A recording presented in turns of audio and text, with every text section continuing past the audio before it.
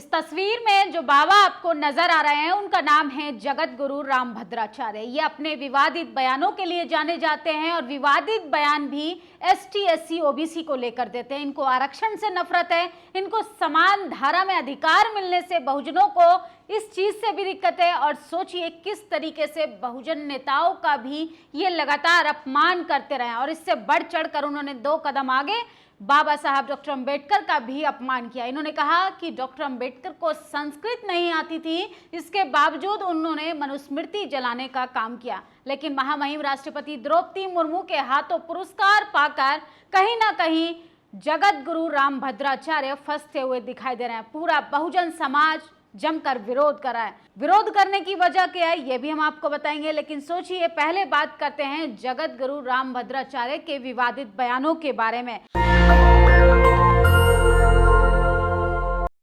इन्होंने BSP supremo Mayawati और doctor Ambedkar, सोचिए संविधान के निर्माता बाबा साहब के लिए आपत्तिजनक बयान देकर इन्होंने बहुजनों को किस तरीके से आक्रोश में डाल दिया था। इन्होंने कहा था कि मनुस्मृति का हमें सम्मान करना चाहिए और डॉक्टर अंबेडकर को संस्कृत नहीं आती थी इसलिए उन्होंने मनुस्मृति जलाई। शायद ये जगत गुरु भूल गए हैं कि मनुस्मृति सामाजिक कुरीतियों के नाते बाबा साहब ने जलाने का काम किया था, ना कि विशेष पुस्तक थी इस वजह से।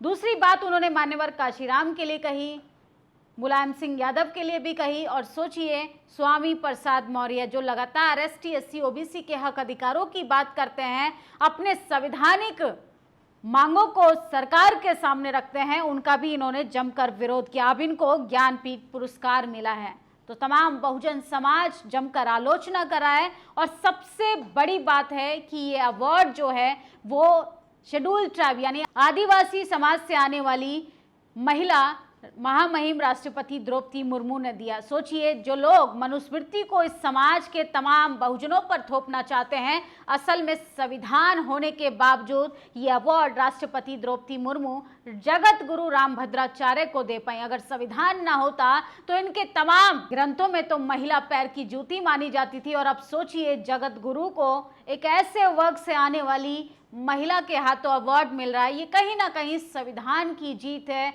ये लोकतंत्र की जीत है, लेकिन रामभद्राचार्य की जमकर लोग आलोचना कर रहे हैं। भानुनंद लिखते हैं रामभद्राचार्य को 58वां ज्ञानपीठ पुरस्कार दिया गया है। मेरी समझ में ये नहीं आता कि रामभद्रा को किस आधार पर ज्ञानपीठ पुरस्कार दिया जा रहा है। रामभद्रा ने कहा था जो राम को नहीं भजता वो चमार है। रामभद्रा ने उपाध्याय चौबे, दीक्षित, पाठक, ब्राह्मणों को नीच कुल का बताया था। अभी कुछ दिन पहले रामभद्रा ने बयान दिया था कि इस महाकुंभ में दुनिया से पाकिस्तान का नक्शा मिट जाएगा। आप लोग खुद सोचो, इस तरह के व्यर्थ की बातें करने वाला व्यक्ति ज्ञानपीठ पुरस्कार का हकदार हो सकता है? किस आधार पर इस तरीके का पुरस्कार दिया जा रहा है जो संविधान विरोधी, आरक्षण विरोधी, दलित विरोधी, पिछड़ा विरोधी, यहाँ तक कि जो जाति के वर्चस्व को बनाए रखना चाहता है, जो व्यक्ति चाहता है कि इस देश में मनुस्मृति लगातार कायम रहे।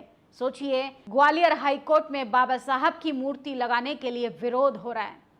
काले कोट पहनने वाले वकील, अपने आप को कानून के रक्षक कहने वाले लोग किस तरीके से बाबा साहब से नफरत करते हैं, किस तरीके से संविधान से नफरत करते हैं। असल में ये वही लोग हैं जो अपने जाति के वर्चस्व को बनाए रखना चाहते हैं, जो नहीं चाहते हैं कि गुलामी की जंजीरों से निकलकर बहुजन समाज कलम और किताब पढ़कर व्हाइट कॉलर जॉब पाकर इस देश के सर्वोच्च पदों पर बैठे। सोचिए अगर आज महामहिम राष्ट्रपति द्रौपदी मुर्मू ये पुरस्कार जगत गुरु रामभद्राचार्य को दे पा रही हैं तो ये सिर्फ और सिर्फ संविधान की ताकत है। ये बाबा साहब का दिया हुआ संविधान है जिसके कारण एक आखिरी पायदान से आने वाली राष्ट्रपति द्रौपदी मुर्मू आज सर्वोच्च पद पर है। भारत की प्रथम महिला के रूप में आज जगत गुरु को इस पुरस्कार को देने का उन्होंने काम किया। हमारे दलित समाज को गाली देने वाले रामभद्राचार्य को ज्ञानपीठ पुरस्कार देकर सरकार ने अपनी मंशा जाहिर कर दी है। वे दलित समाज के कितने हमरती हैं यानी हितैषी हैं। तो सोचिए एक तरफ तो देश के प्रधानमंत्री कहते हैं कि जातीय जनगणना कराई जाएगी और किस तरीके से आरक्षण विरोधी, दलित विरोधी मानसिकता वाले लोगों को राष्ट्रपति द्रौपदी मुर्मू के हाथों इस तरीके के अवार्ड दिलवाने का काम किया जाता है। ये पूरी चीजें, ये पूरा प्लान जो है वो उत्तर प्रदेश के आने वाले विधानसभा चुनावों को लेकर हो रहा है।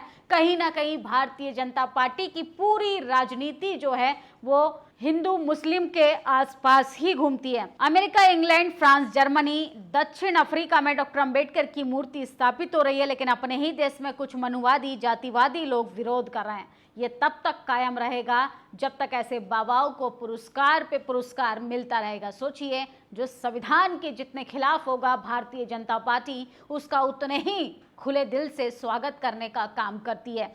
हमारे दलित समाज को गाली देने वाले रामभद्राचार्य को ज्ञानपीठ पुरस्कार देकर पूरे बहुजन समाज का अपमान है, और जिसके बाद पूरा बहुजन समाज जो है वो आवाज उठा रहा है और कह रहा है कि जगत गुरु से यह अवार्ड वापस लेना चाहिए, क्योंकि जो संविधान का सम्मान नहीं करता वो लोगों को किस तरीके से भेदभाव की नज़रों से देखता होगा।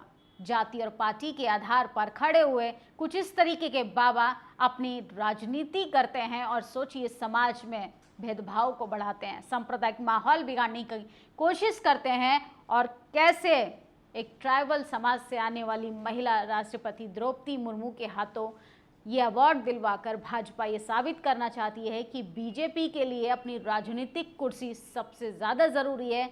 असल में उसे ना संवैधानिक मूल्यों से मतलब है, ना ही संवैधानिक अधिकारों से, और ना ही ST SC OBC के आरक्षण से। तो ये तमाम चीज़ें हैं जिसके बाद जमकर रामभद्राचार्य की आलोचना हो रही है, और सोचिए किस तरीके से उन्होंने लगातार इस तरीके से भड़काऊ बयान दिए हैं, और ये सिर्फ और सिर्फ सारे इनके भड़काऊ बयान दलित, पिछड़े, आदिवासियों के लोगों पर दिए गए हैं।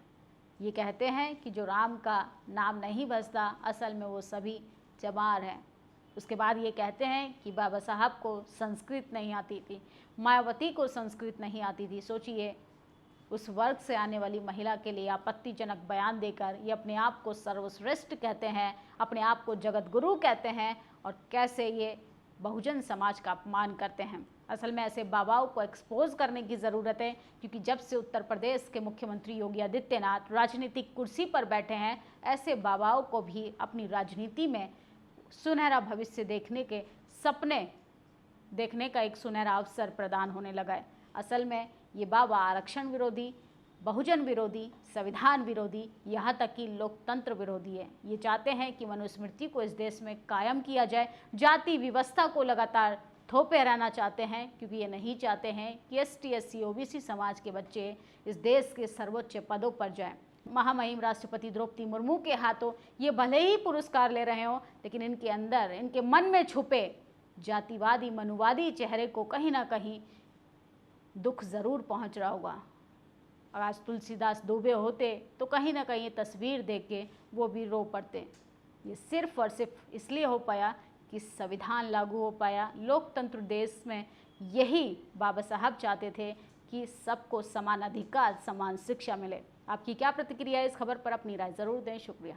नेशनल दस्तक की आपसे गुजारिश है कि अगर इसको बचाना चाहते हैं तो नेशनल दस्तक को सब्सक्राइब करने के लिए रेड कलर के सब्सक्राइब बटन को दबाएं, फिर बेल आइकन की घंटी दबाएं।